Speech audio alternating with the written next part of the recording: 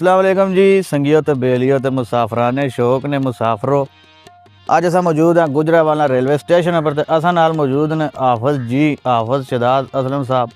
इन्हें जनाब साढ़े की सूफिया ने चने भी खिलाए ने। अबरू जनाब इन्हें चाह पिलाई है दरबार होटल तो। सूफी तो दरबार हलना मिलना अगर तुम समझदार हो। तो हाफिज जी साढ़े नाल है जी। जी हाफिज साहब तुम कुछ अपनी जबान ही कहना चाहो तो। जी अस्सलाम वालेकुम जी सब दोस्तों मेरे वालों एक तमन्नावां ने जी। अरबाब कियानी साहब माशाअल्लाह कल रात ਨੂੰ ਮੈਨੂੰ ਇਹਨਾਂ ਨੇ ਕਿਹਾ ਸੀ ਪਿਛਲੇ ਹਫਤੇ ਵੀ ਇਹਨਾਂ ਦਾ ਆਉਣ ਦਾ ਪ੍ਰੋਗਰਾਮ ਸੀ। ਕੱਲ ਰਾਤ ਨੂੰ ਇਹਨਾਂ ਦਾ ਫੋਨ ਆਇਆ ਕਿ ਮੈਂ ਇਨਸ਼ਾਅੱਲਾ ਮੈਂ ਲਾਹੌਰ ਜਾਣਾ ਤੇ ਥੋੜੀ ਦੇਰ ਵਾਸਤੇ ਗੁਜਰਾਂਵਾਲਾ ਤੁਹਾਨੂੰ ਰੁਕਾਂਗਾ ਤੁਹਾਡੇ ਕੋਲ ਤੁਹਾਨੂੰ ਮਿਲਣਾ ਹੈ।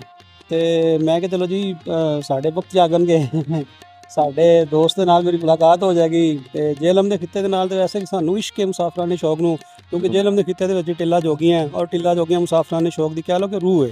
ਉਹ ਹਰ ਸਾਲ ਜਿੰਨੀ ਦੇਰ ਤੱਕ ਟਿੱਲਾ ਜੋਗੀਆਂ ਮੁਸਾਫਰਾਂ ਸ਼ੌਕ ਨਾ ਜਾਵਨ तो वो को मज़ा नहीं बनता है। तो बाप कियानी साहब माशाअल्लाह अल्हम्दुलिल्लाह इन्हों की मुहब्बत है कि अज गुजरांवाला तशरीफ ले आए ने सानू थोड़ी जी खिदमत का मौका दिता है। बहुत शुक्रिया इंशाअल्लाह मुलाकातों का सिलसिला इन्हों दे नाल जारी रहेगा। बाकी इल्मी इख्तलाफ थोड़ा बहुत जो ना वो चलना चाहिए वो चलता रहता है जनाब। इख्तलाफ 100 बारी करो लेकिन इख्तलाफ के कुछ असूल होंगे ने। और मैं बार बार यही गल कहना कि असी तो उन्होंने मन्ने कि जिन्हें इख्तलाफ दे विच भी अगले बंदे ने मूँह ते थुकिया तो उन्हें कहा बस हुण मेरी तेरी कोई जंग नहीं। जो शख्सियत ते गल आ जाए तो फिर साढ़े हैंड दा अपने भाई जान चाहिए शख्सियत बिल्कुल इंशाअल्लाह राबता रहेगा जी।